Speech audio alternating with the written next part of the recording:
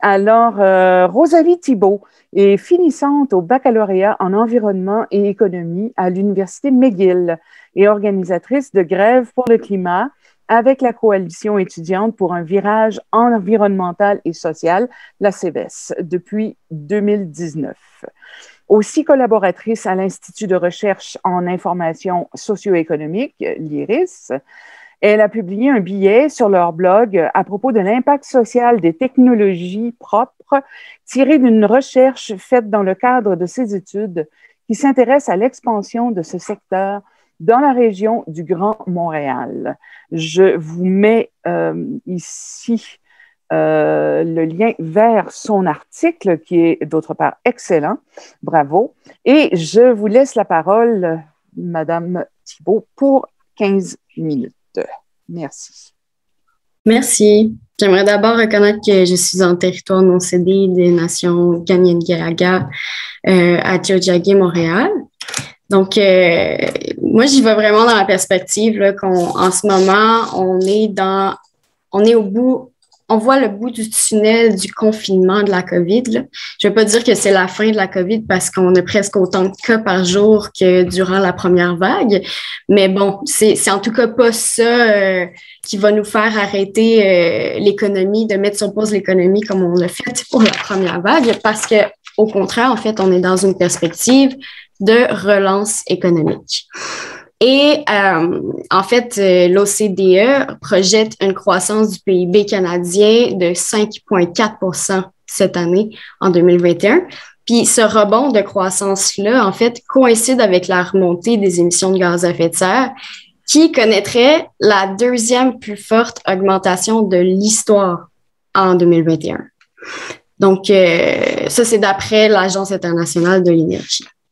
Donc, en fait, dans cette idée de relance économique-là, au Canada et au Québec, là, on parle de relance verte. C'est Chrystia Freeland qui le dit elle-même, en fait, et c'est dans tous les documents gouvernementaux.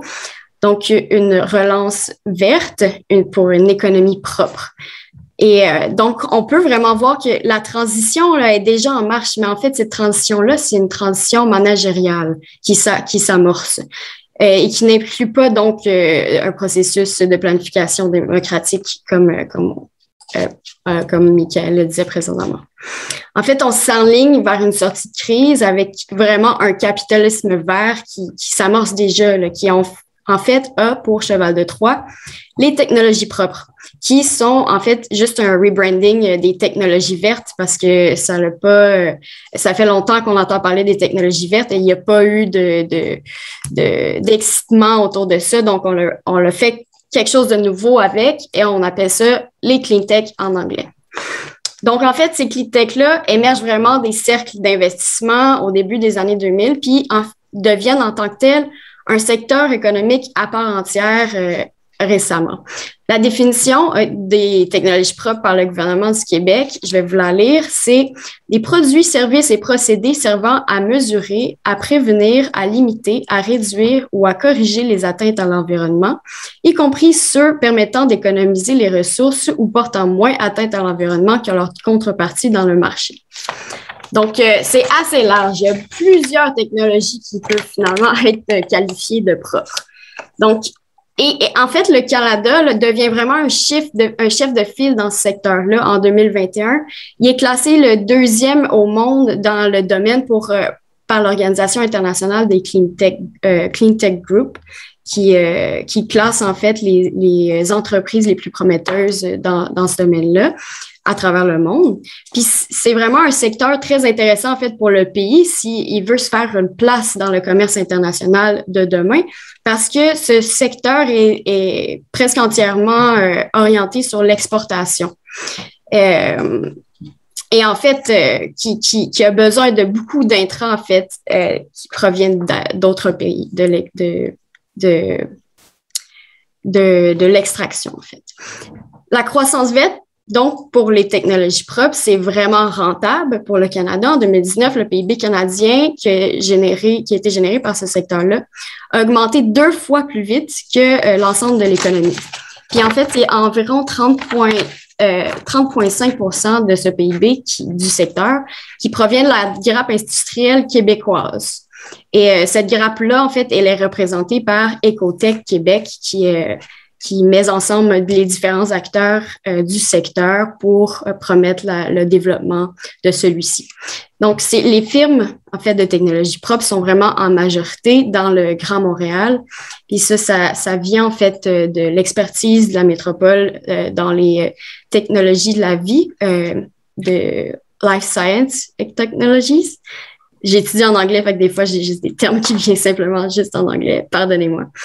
Mais en fait, c'est vraiment dans cette direction-là que le développement économique, que la relance économique de la métropole se dirige. En fait, c'est même une priorité d'intervention pour Développement économique Canada en 2021. Donc, ça commence cette année, en fait. Et c'est donc un des principaux secteurs économiques de la ville, et même qu'on est en train de développer un campus spécifiquement pour ces technologies, le campus Uber Reeves de l'UDM. Donc, on commence à devenir un pôle un peu de ça. Donc, tout ça pour dire que, en fait, la relance post-confinement, c'est vraiment, en fait, un coup d'envoi au capitalisme vert. Ça se met en marche en ce moment, là, en 2021. Les investissements commencent à couler à flot. Puis Québec est vraiment, en fait, un acteur très important dans ce domaine-là. Mais ce genre de technologie-là, en fait, s'inscrit vraiment pas dans le changement systémique dont on parlait juste avant. En fait, ça fait juste accroître ça fait juste continuer dans le même système, en fait, en essayant de le verdir, sans vraiment prendre en compte la dimension sociale, en fait, de ce qu'on voudrait comme transition écologique, que ce que le mouvement des grèves pour le climat demande. Moi-même étant organisatrice des marches pour le climat, comme le 24 septembre passé, en fait, les jeunes, ce qu'on demande, c'est vraiment de respecter l'impératif de rester sous 1,5 degré de réchauffement planétaire. Et pour ça, c'est vraiment le temps qui nous manque, en fait.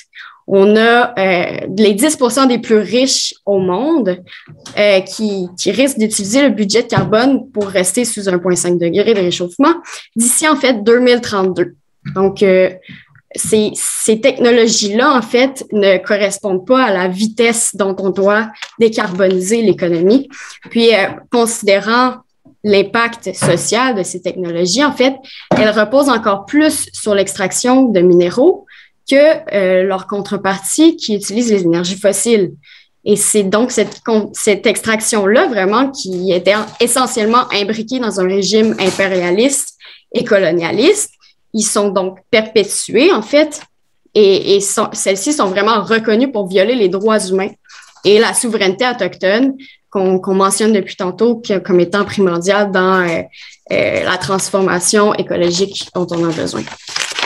En plus, je suis certaine qu'Arnaud va probablement toucher à ça ensuite, mais elle requiert vraiment beaucoup d'énergie fossile pour être produite, mais aussi s'ajoute au mix énergétique, non en changeant en enlevant les énergies fossiles, mais en s'ajoutant aux énergies fossiles.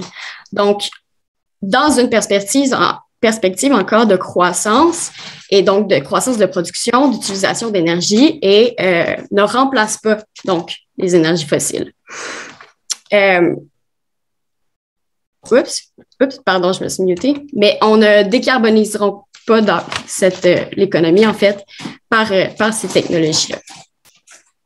Et donc, en fait, mon petit message ici, ça serait que, en fait, si on a vraiment une réelle ouverture pour changer le système, pour avoir peut-être une révolution écosocialiste, ce serait en fait maintenant le moment, avant même que justement on s'embarque dans cette relance et qu'on devienne quasiment esclave de celle-ci, puisque en fait l'élite polluante prévoit déjà le lendemain économique du petit creux que la COVID nous a fait vivre, puisque c'est ces personnes-là qui sont au pouvoir, mais aussi qui contrôlent le pouvoir par leur richesse et par et contrôlent les projections économiques, l'économie de demain par leur volonté d'augmenter leurs dividendes, finalement. Donc, s'il y a un moment de justement casser le capitalisme vert dans lequel on s'embarque en ce moment, aujourd'hui, en 2021, c'est aujourd'hui, puis ce serait le seul message que j'aurais à dire. Donc, d'essayer de cesser de s'imaginer la fin du monde comme étant plus probable que la fin du capitalisme.